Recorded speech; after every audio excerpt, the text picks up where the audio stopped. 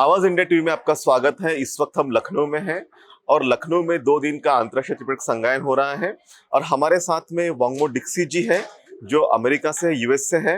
और वांगमो डिक्सी जी को आधुनिक विकार माता विशाखा भी कहते हैं और वो काफी दान धर्म करते रहती हैं। भारत में लगातार अंतर्राष्ट्रीय त्रिपिटक संगायन का आयोजन वो करती रहती है और अमेरिका के व्हाइट हाउस में पहली बार बुद्ध जयंती मनाने का सौभाग्य भी उन्हें प्राप्त हुआ है। Wangmo ji, very much welcome, warm welcome. My first question is to you, what is the inspiration, what is the things that you are organizing such a beautiful international Tripitak Sanghayan here in India since last so many years?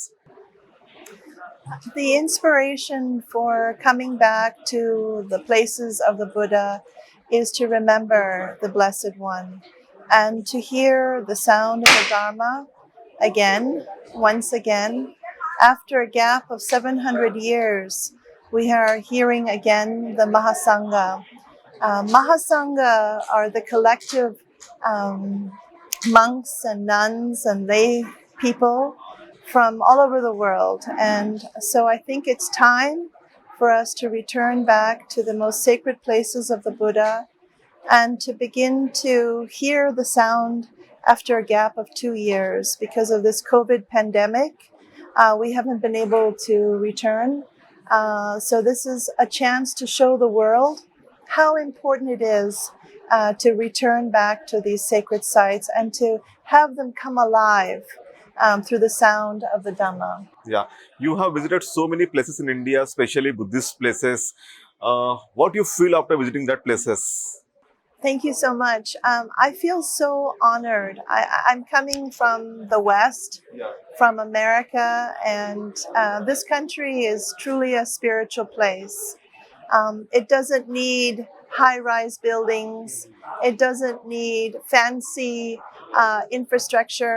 What you have here is the sacred ground of the Buddha, the blessings of the Buddha.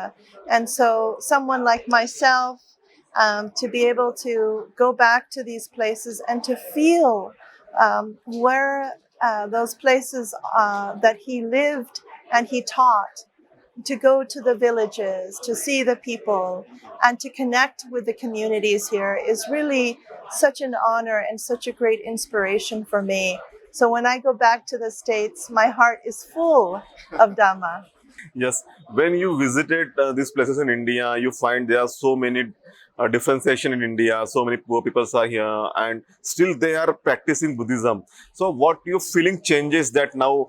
How Buddhism will come here? Thank you. What a wonderful question. It is through the people that these teachings will stay alive. And so here we are in Lucknow, and you can see how devoted the people are, how much they respect the monk, how much they pay tribute to the Bhikkhu Sangha.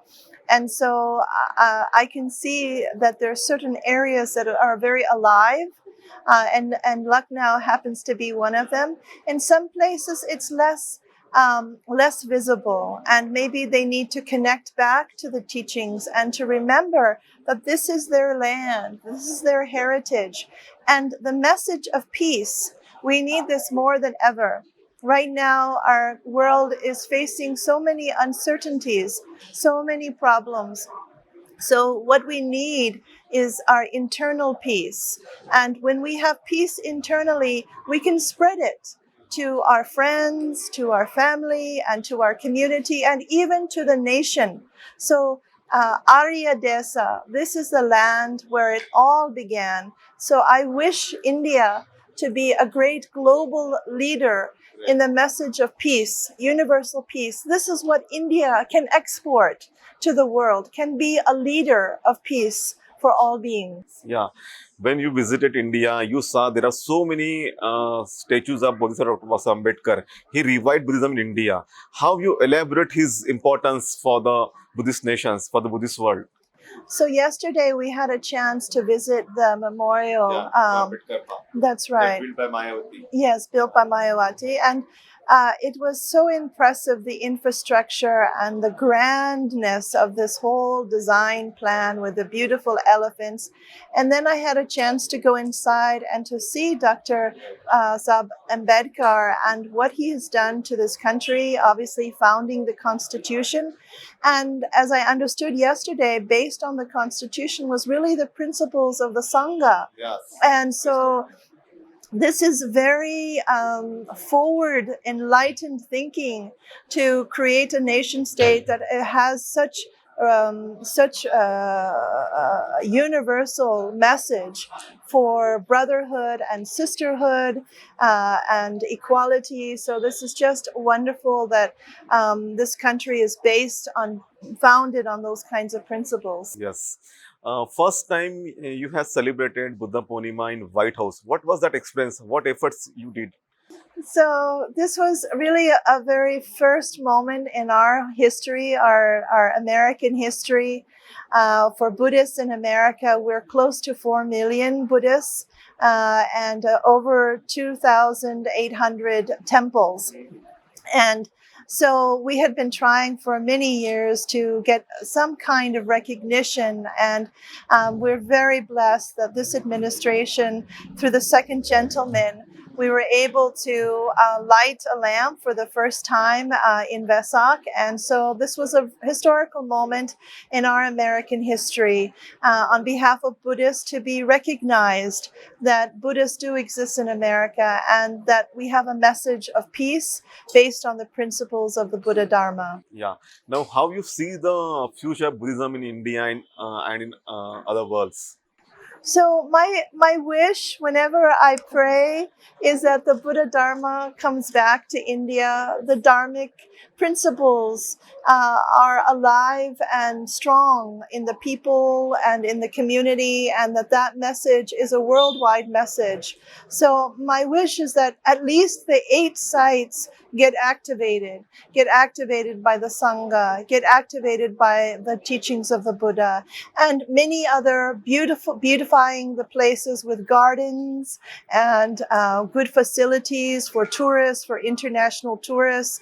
So when people come, they feel the spiritual quality of these places.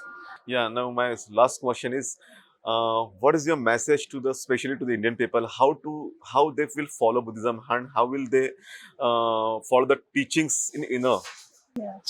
So you already have the sacred places. You don't have to export it. You don't have to make it up. You don't have to make an artificial experience. You have the places here. Go visit them. Begin to read the life of the Buddha. Begin to study the Dharma. Practice. Experience it directly. I cannot tell you the message of peace. You have to experience it yourself. When you experience it yourself, you will understand. Then you can share with your family. They can also practice. So the best is to directly experience the teachings of the Buddha through practicing, through meditation, through understanding what the teachings are. One more question. How Buddhism is helping us in day-to-day life? What is your experience? Because you are donating so much. Ultimately, the teachings of the Buddha need to land in our personal lives. They have to be practical because we are householders. So if stress comes up, we need to know how to have the antidote to stress, so that we're not necessarily overtaken by the modern conditions, the contemporary conditions that are very running fast. So we need to find ways to slow down, to be able to observe what is happening, and ultimately to recognize that our interior life matters. That if we take care of ourselves internally, then it has a benefit for our whole experience. Yeah, it is benefit for all. Thank you very much, ma'am, for joining us and have a wonderful discussion. Thanks a lot.